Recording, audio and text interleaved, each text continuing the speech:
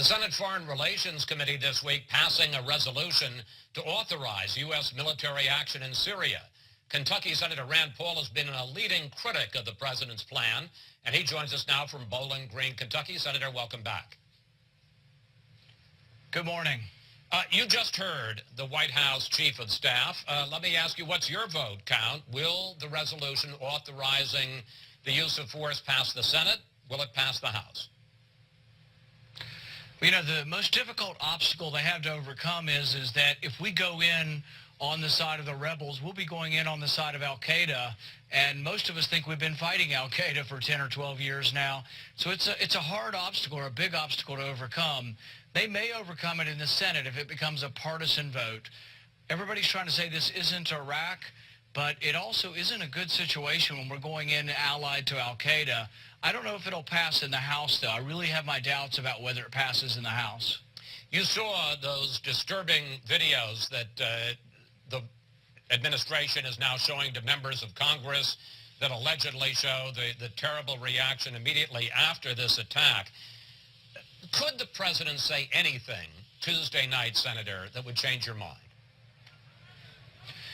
Well, the interesting thing is when I see the horror of those attacks, my first impulse is that whoever would order that deserves death.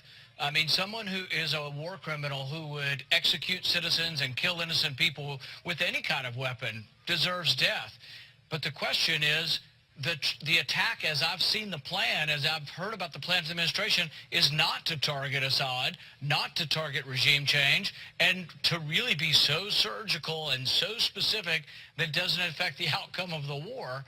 And so really, everything, all the horror of these attacks would mean that you would want to do something about them. I don't think we're going to do anything to Assad for doing these attacks, and I think it's more likely that the chemical weapons could become freed and go about between the rebels or into al-Qaeda's hands if we destabilize Assad. Let me ask you about another new development just today. Secretary of State Kerry says that the the administration will consider the French suggestion to go back to the UN Security Council and wait for the weapons inspection report there.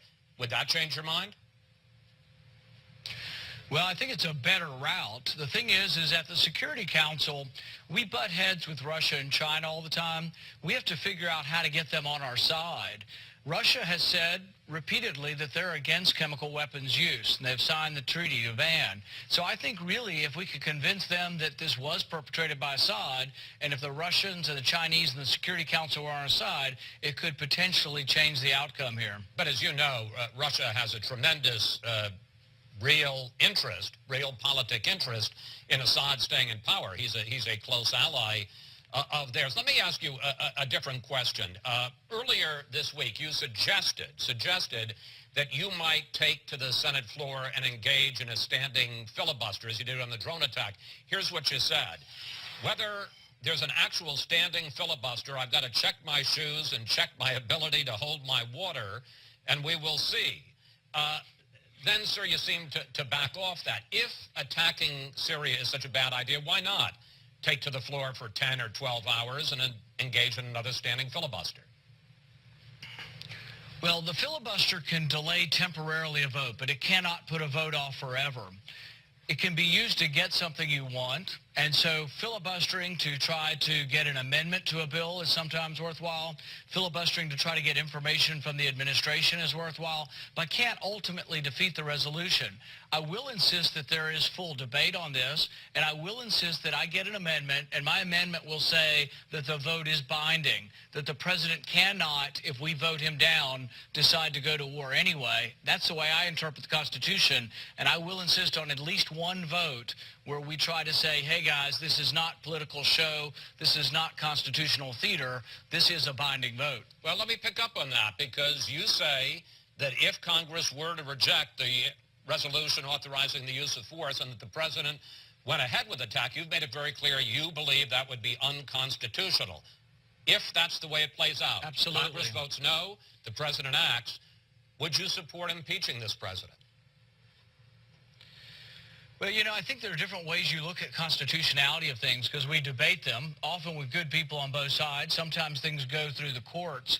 But he has already been proven to try to go above the law in many instances, trying to appoint people in recess. There are several instances trying to amend laws after the fact where I think he's taken on extra constitutional powers. Whether you impeach someone is a different question and is obviously a very big one. So I wouldn't make a judgment on that. But I would say that the Constitution was intended to let Congress initiate war and the president execute war.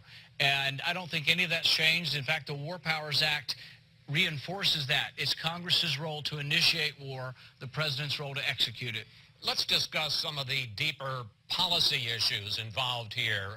During the Senate Foreign Relations Committee hearing this week, you had quite a back and forth with Secretary of State John Kerry. Here's one exchange. If the United States of America doesn't do this, Senator, is it more or less likely that Assad does it again? You want to answer that question? I don't think it's known. Senator, it's not unknown.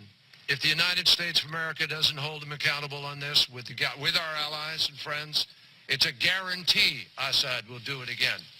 A guarantee.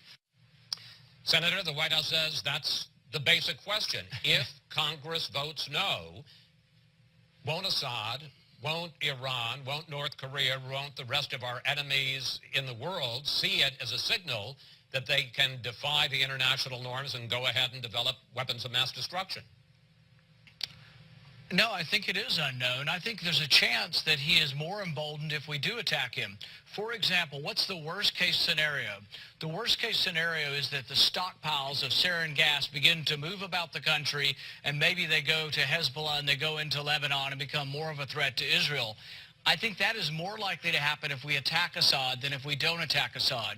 With regard to North Korea, I think the North Koreans know and should know absolutely if gas or conventional weapons were used on our troops ever, that there would be an overwhelming response against them. They're completely separate situations. Here's the thing is, this administration won't even react when Americans are killed in Benghazi. They've done absolutely nothing. And so here's a situation in Syria that doesn't involve Americans and they want to get involved. To me, they've got it backwards. You wrote an article looking at another aspect of this. You wrote an article in Time magazine this week in which you said the following: war should only occur when America is attacked, when it is threatened, or when American interests are attacked or threatened. The question I have, sir, is there no place for humanitarian issues in the Rand Paul doctrine? What about Rwanda? What about Kosovo? What about in World War II, the Nazis exterminating the Jews? Is there no case where President Paul would say, we need to get involved militarily to stop that? You know, I consider myself to be a realist when it comes to foreign policy. We look at every individual situation and you have to assess the facts. And then there's the process. How does war begin? It's initiated by Congress. So really Congress, the people's representatives, we look at every individual situation. And I wouldn't say there's absolutely no case to get involved, but I would say that typically America has to be involved or American interests have to be involved.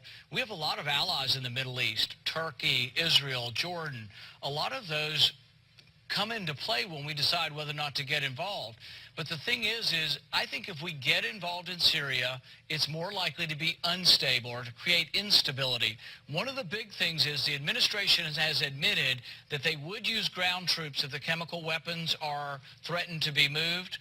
And they also have admitted it would take 75,000 American troops to secure these chemical weapons. So my question to the administration is, if you bomb Assad, is it more likely or less likely that the chemical weapons will become unsecured and they could go into rogue elements such as Al-Qaeda, which is fighting with the rebels against the Assad government? Senator, I want to get into one last issue with you. There is clearly a split inside the Republican Party now between the so-called interventionists like John McCain, Lindsey Graham, and then on the other side, people like you who they call isolationists.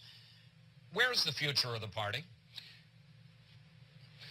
You know, I think name-calling isn't the future, and I'm not an isolationist. I do believe in intervening when American interest or national security is threatened.